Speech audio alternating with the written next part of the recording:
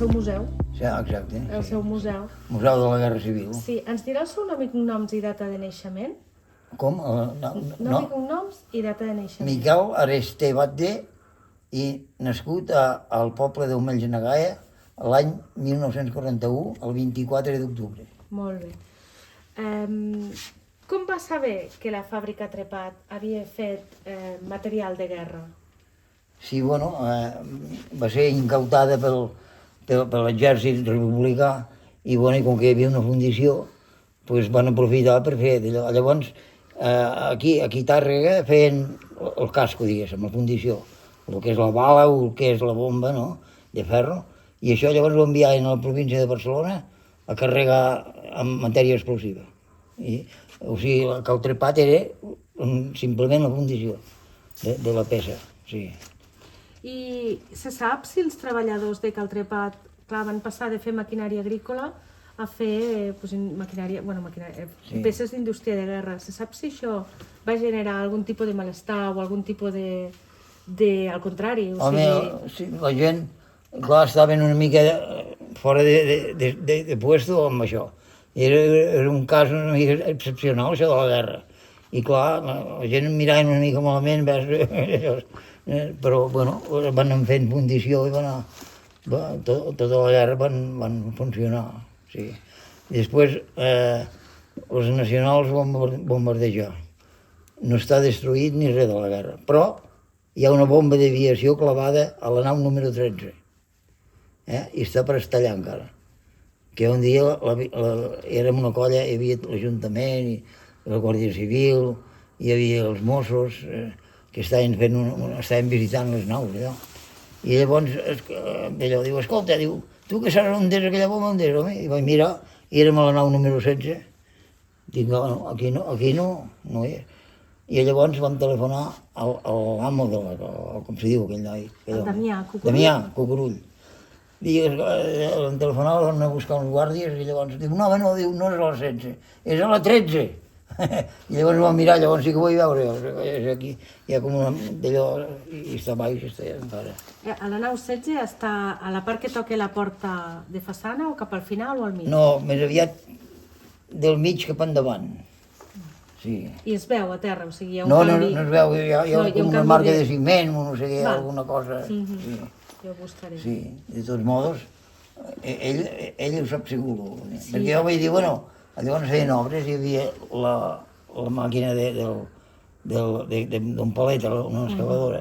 Dic, vés a fora, vés a buscar l'excavadora. La Guàrdia Civil, a la una tenim que estar en el quartel. Els Mossos van marxar per aquí, d'allò vaig quedar sol. Dic, bueno, doncs aquí quedes. Vaig quedar sol. I durant la guerra de Caltrepat, a part de que això van passar a ser indústria de guerra, què més es sabia? Es va col·lectivitzar? Què va passar? Bueno, això ho van col·lectivitzar, sí, el que és la part militar republicana, les indústries de guerra, que és una fàbrica que tenia tot les eines per fer això, doncs la van col·lectivitzar i es van dedicar a fer això, morters. Morters. Anem a veure aquest morter? Sí, anem a veure. Pistoles, veus? Després, aquest i aquest. Val, aquests dos. Sí, feien aquests dos models. Aquests dos models. Sí. Clar, els veig molt diferents de les granades d'allà, només amb... Sí, home, clar, són molt més grossos. Molt més grossos. Veus, això són morters, també. Sí. Però d'un altre calibre, de més grossos i més petits. Aquest tipus d'armament com s'utilitzava o quan s'utilitzava? Això s'utilitzava d'una trinxera a l'altra. Hi havia la trinxera, hi havia el frente, hi havia els altres. Això tot allargava 500 metres, 600, tirant en l'aire, i era una arma molt valenta. Queia vertical, allò, i clar, a les trinxeres, si s'amaguen no els fan res, però si baixa de dalt i estaven calculant a la trinxera, uns quants, hi havia com una rosca que cantava allà on anava el traste aquest, i llavors, pam, ha explotat abans de la trinxera, una mica més d'allò, pam, i fotien dins, Va, que es feia amb aquest d'aquí, no? Els llançamorters. Exacte, sí. Aquell llança un morter com aquest. Sí. Sí. Exacte. I es pot saber d'alguna manera, perquè la documentació de guerra no s'ha conservat a Cal Trepat. No s'ha conservat, llàstima. Es pot saber d'alguna manera la quantitat de producció? Per exemple, allà veig una fotografia tipus fàbrica, allò sí. no és de Cal Trepat o sí? Sí, bueno, això podria ser Cal Trepat, però no ho sé, Perquè quan fabricaven, no en fabricaven 2 ni 10, no. No, clar. Això ho feien en sèrie que pam, ho diuen. O sigui, aquesta imatge podria ser de Cal Trepat. Sí, i tant, perquè és això. Sí. Això és. Estan per... Veus, estan buides, i falta la dinamita. el traste dalt. Veus el pistó? Això és el pistó. Això és el pistó, que l'he tret d'un altre puesto, però no hi anava aquí quan la vaig trobar, aquesta bomba. Vale, està sense la part de dalt, Sí, o sigui, anava, el vaig desfer, vaig buidar la part explosiva i el vaig tornar a posar. Sí. I això també és de Quitarga, Un polvorín que va explotar a Quitarga, aquí vora el cementiri. Sí. Tot això està trobat per allà.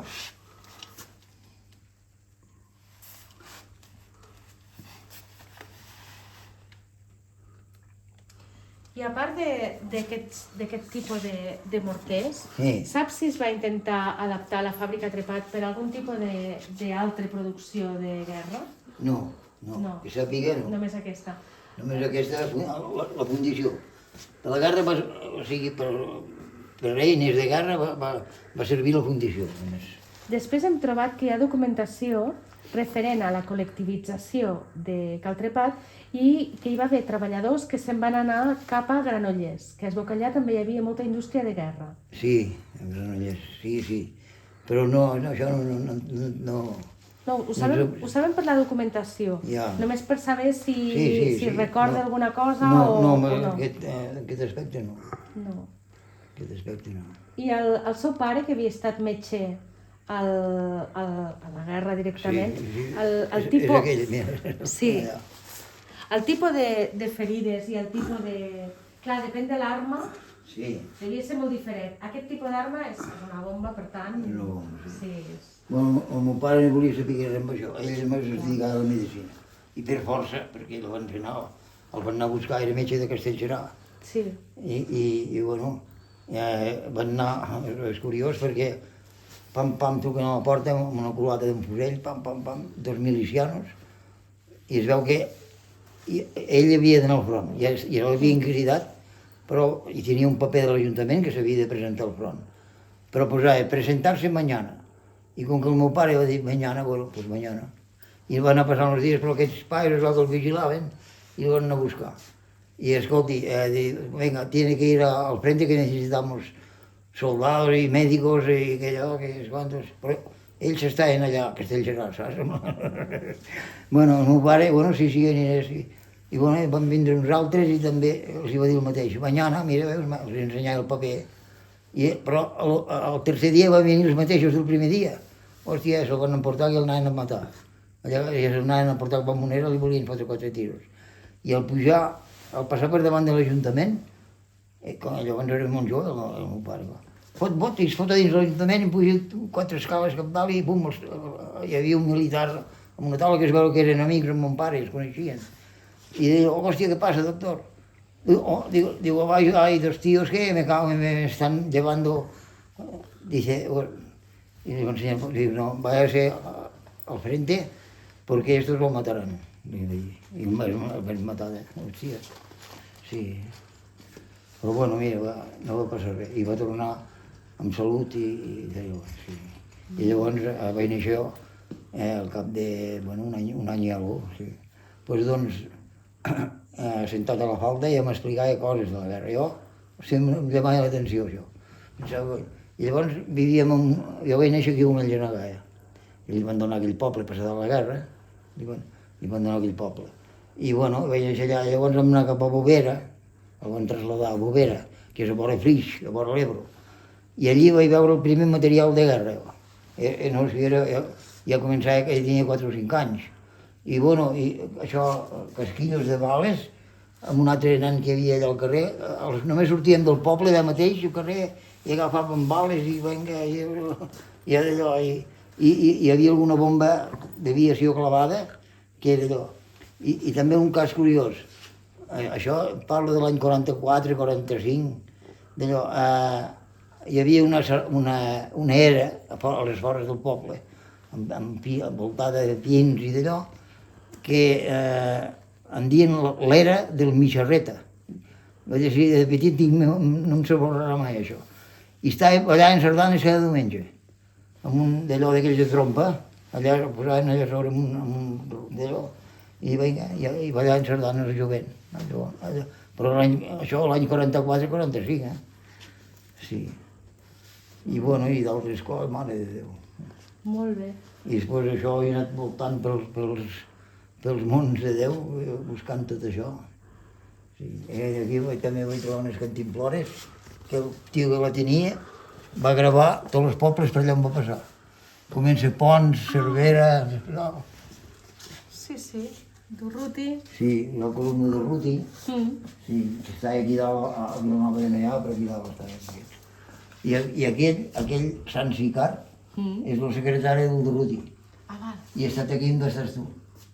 Vam estar de les 9 del matí fins a les 4 de la tarda, al tanto, I escolta, em va confessar, em va explicar de coses aquest home, bueno, per parar un tren, Vull dir, moltes coses, I, bueno, i llavors... Ui.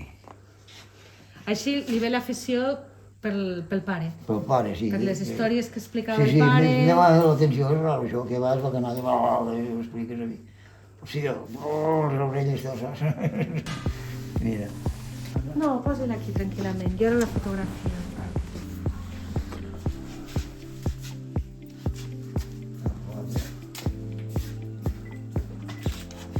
Només amb el fet... Sí. Veus, aquí hi ha una foto. Aquí hi ha una foto, veus com la posa? Sí. Aquí com un tubo, com un tubet. Sí. I llavors marxa. El tubet aquest, com es diu? El tub llançamorters. Llançamorters, sí. Exacte, llançamorters. Espera, ho faré sense flash també, a veure què tal. Fa una mica d'impressió,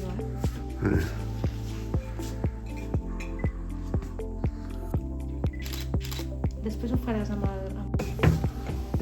Clar, de forma són diferents, o sigui, de motllos ja n'havíem de tenir diversos. Sí, però això és el mateix pas, tant podien dir aquest com l'altre. No, però vull dir que de models, de motllos, n'havíem de tenir de dos tipus. Sí, que els he estat buscant durant anys... Que aquests motllos, fins ara fa poc estaven allà a Caltrepat. Jo ho sé segur, això. On estaven? No ho sé, perquè un amic meu, amb el Damià, hi van anar i els hi va ensenyar. Però al cap de pocs dies ho havien robat. Es veu que van entrar per darrere, no sé què, i els van gipsar. Que fos interessant en els motllos, això,